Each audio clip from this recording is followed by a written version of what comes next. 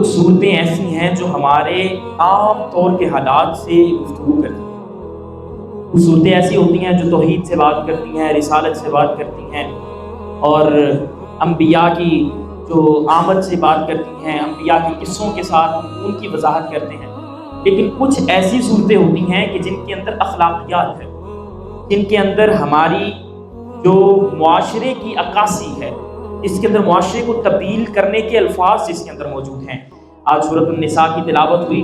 سورۃ النساء بھی یہ انہی صورتوں میں سے ایک ایسی صورت ہے کہ جس کے اندر اللہ کریم نے، میرے رب العالمین نے اس کے اندر ایسی ایسی باتیں کی ہیں کہ عام انسان اگر اس کا مطالعہ فرمائے، اس کو دیکھے، اس کو غور سے پڑھے، اس کو ترجمے سے پڑھے، تو انشاءاللہ تعالیٰ العزیز وہ کہیں پر بھی معاشرتی طور پر وہ کمزور نہیں ہو سکتا، وہ کمی اس کے اندر نہیں رہ سکتی.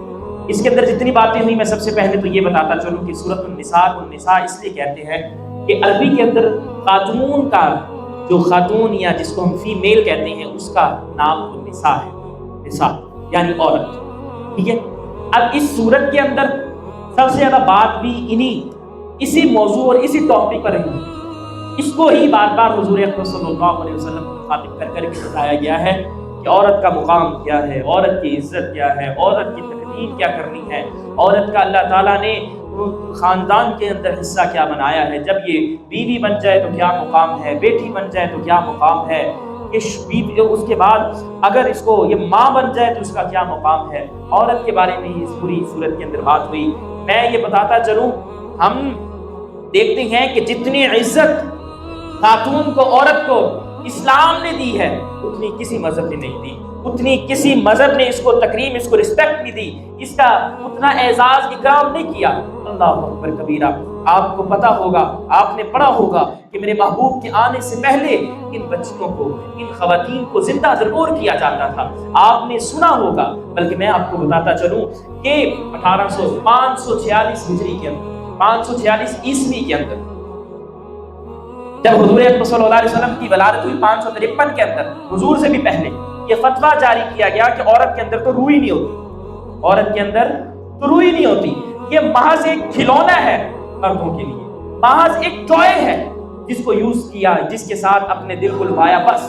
اس کی عزت و اکرام و تکریم بالکل بھی نہ تھی. اور عورت کو تو منبع نجاست سمجھا جاتا تھا کہ یہ غلاظت کا گھر ہے، یہ غلاظت کا ڈھیر ہے. اتنی اس کی بے عزتی، اتنی اس کی تذلیل میرے محبوب کے آنے سے پہلے، اسلام کے آنے سے پہلے تھی کہ خواتین کے ساتھ، حتیٰ کہ آج بھی جو ہندو دھرم کے اندر، ہندو مذہب کے اندر جو عورتیں ہیں، اب دیکھیں آپ اور میں ہیں یہاں پر موجود، اگر کسی عورت کا شوہر فوت ہو جاتا ہے تو شریعت کہتی ہے وہ ابھی بھی اسی کے نکاح کے اندر موجود ہے جب تک وہ اپنی عدت کو مکمل نہیں کرنے کی، وہ اس کے نکاح سے نہیں.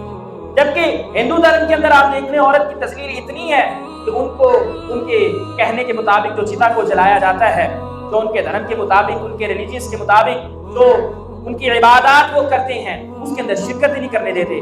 یہاں پر ہم دیکھتے ہیں کہ خاتون اپنے شوہر کے لیے دعائے مغفرت بھی کر سکتی ہے، خاتون اپنے شوہر کے لیے اس کی بخشش کی دعائیں بھی کر سکتی ہے. اللہ اکبر کبیرہ. اب یہ عورت اگر کسی کی ماں بن جائے، پھر اللہ تعالیٰ کیا فرماتے ہیں کہ ہم نے، میرے محبوب فرماتے ہیں کہ اللہ تعالیٰ نے قدم اس کے ہوں گے اور جنت اس کے نیچے ہوگی. اب اتنا مقام عطا فرما دیا. پھر اگر یہ کسی کی بیٹی بن جائے، اللہ، میرے محبوب فرماتے ہیں کہ جس کو اللہ تعالیٰ نے ایک بیٹی دی، اس نے اس کی عزت کی، تکریم کی، اس کو پڑھایا لکھایا، اس کی اچھی تربیت کی. پھر دوسری بیٹی ہوئی، پھر اس نے اس کو عزت دی، تکریم دی، پڑھایا لکھایا، اور پھر اللہ تعالیٰ نے اس کو تیسری بیٹی عنایت فرمائی. اس نے اس کو پڑھایا لکھایا، اس کی عزت کی، تکریم کی.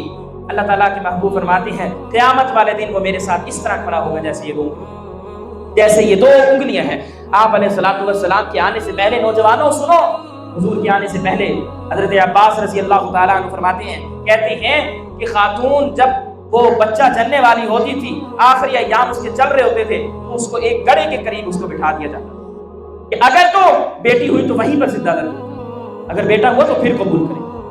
دیکھیں، لیکن میرے محبوب علیہ الصلوۃ والسلام کی آمد ہوتی ہے، آقا علیہ الصلوۃ والسلام آتے ہیں تو دیکھیں میرے محبوب نے حضرت فاطمہ الزہرا، آج ان کا یوم وصال ہے، انہوں نے کتنی ان کی عزت و تکریم کر کے دکھائی. جب اماں فاطمہ آتی تو حضور کھڑے ہو جاتے، ان کا استقبال کرنے کے لیے کھڑے ہو جاتے, ان کی عزت اور تکریم کرنے کے لیے کھڑے ہو جاتے. دیکھیں محبوب نے ان کے بچوں کے ساتھ کتنا محبت کی, کتنی الفت ان کے ساتھ رکھی. اللہ اکبر کبیرہ.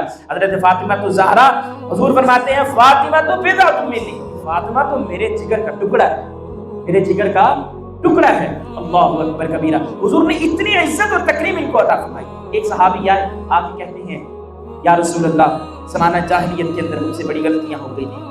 کیا غلطیاں ہوئی؟ رسول اکرم صلی اللہ علیہ وسلم, مجھے اللہ تعالیٰ نے 8 بیٹیوں سے نوازا, میں ایک ایک کر کے ان کو زندہ درگور کرتا رہا, میں ایک ایک کر کے ان کو دفناتا رہا, میں ایک ایک کر کے ان کو زمین کے نیچے دبساتا رہا. میرے محبوب, اب میں نے قرآن کو قبول سینے سے لگا لیا ہے, اب میں نے اسلام کو اپنے گلے کا صحرا اور سر کا تاج بنا لیا ہے. یا رسول اللہ اب بتائیں میں کیا کروں جس سے وہ میرے گناہ معاف ہو جائیں, جس سے وہ میرے گناہ دھل جائیں, جس سے میں معافی کا مطلوب بن جاؤں. حضور اکرم صلی اللہ علیہ وسلم نے فرمایا ان 8 بیٹیوں کی طرف سے تم 8 غلام آزاد کرو, 8 غلام آزاد کرو. کہتے ہیں یا رسول اللہ میرے پاس غلام تو نہیں ہے, اونٹ ہیں. پھر فرمایا حضور نے کہا 8 اونٹ ان کے لیے قربان. دیکھیں یہ سارا معاملہ اتنا سنگین تھا, اور ایک طرف میرے محبوب کی محبتیں الفتیں اتنی جوڑ کے انہوں نے رکھی, اتنا عزت مقام اور رتبہ عطا فرمایا.